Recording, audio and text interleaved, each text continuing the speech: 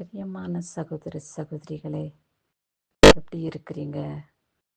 கிறிஸ்துவின் நாமத்தினாலே நீங்கள் நன்றாய் இருப்பீர்கள் என்று நான் விசுவாசிக்கிறேன். எப்படி நாம் தூரத்தில் இருந்தாலும் ஒருவர் பார்த்து கொள்ளாமல் இருந்தாலும் நீங்கள் நன்றாய் இருப்பீர்கள் என்று நான் விசுவாசிக்கிறேன் என்று சொல்ல முடியும்.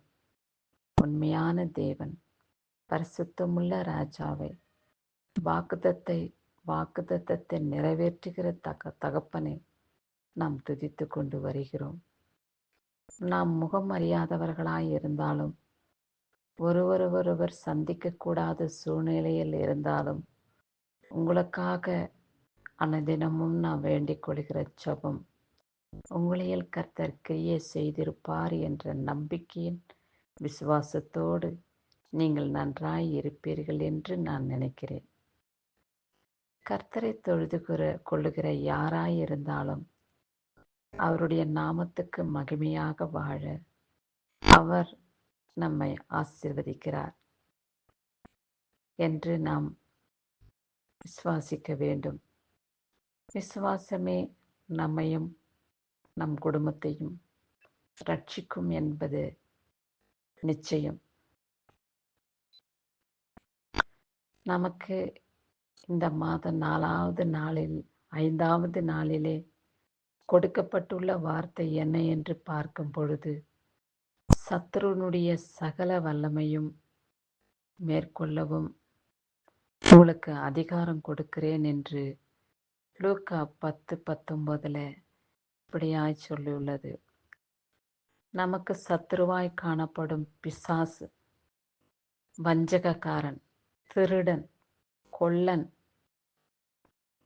நம்மை ஏமாற்றுகிறவன், அவன் பிடியிலிருந்து நாம் விடுதலை பெற, அவனுடைய தலையை நசுக்கி போட கர்த்தர் நமக்கு அதிகாரம் கொடுத்திருக்கிறார்.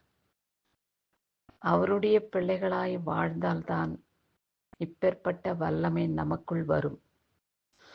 சாத்தான் நம்மிடம் வர மிகவும் பயப்படுவான், அஞ்சுவான். ஐயோ, அவங்க கிட்ட நம்ம போக முடியாது, அவர்களுடைய சுற்றிலும் பரிசுத்த அக்கினி எரிந்து கொண்டிருக்கிறது, அந்த அக்கினி கிட்ட நம்ம போகணுமானா நம் எரிந்து விடுவோம் என்ற ஒரு பயம் அந்த சாத்தானுக்கு வந்துவிடும்.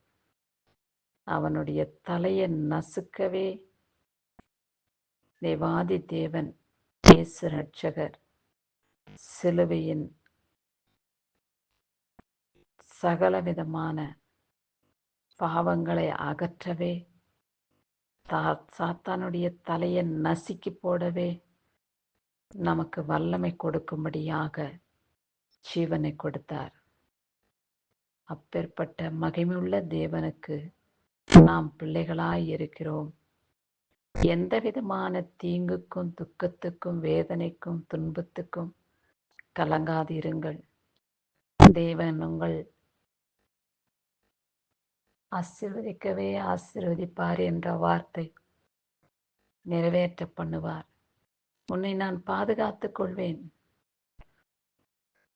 உன் செட்டைகளின் நிழலிலே நீ அடைக்கலம் புகுவாய், என்னுடைய இரத்த கோட்டைக்குள்ளே உன்னை நான் மூடி மறைப்பேன் என்றெல்லாம் கர்த்தர் நமக்கு தைரியம் ஊட்டுகிறார், நம்மளை பலப்படுத்துகிறார். அவருடைய நாமத்துக்கு மகிமையாக வாழ நம்மை அவர் பரிசுத்தப்படுத்துகிறார். அவர் அண்டையிலே நாம் ஜீவிப்போம், அவரோடு கூட நாம் இணைந்திருப்போம்.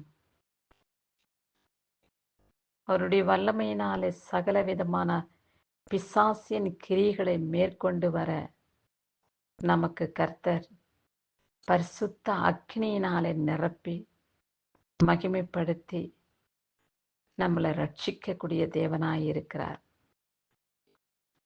அதிகாலை வேளையிலே தேவனை தேடி அவருடைய மகிமையை பெற்றுக்கொண்டு சகலவிதமான உபத்திரவங்களை கொடுக்கும் பிசாசுக்கு எதிர்த்து நிற்க திராணி உள்ளவர்களாகும்படி சர்வாகிய வர்க்கத்தை நாம் தரித்துக் கொள்வோம்.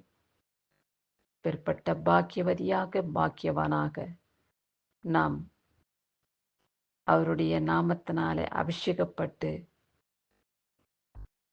சாத்தானுடைய தலையை நசுக்கி இந்த உலகத்திலே பரிசுத்தமாய் வாழ நமக்கு கர்த்தர் கிருபை செய்வாராக. ஆமேன். இயேசுவின் நாமத்தினாலே ஆமேன்.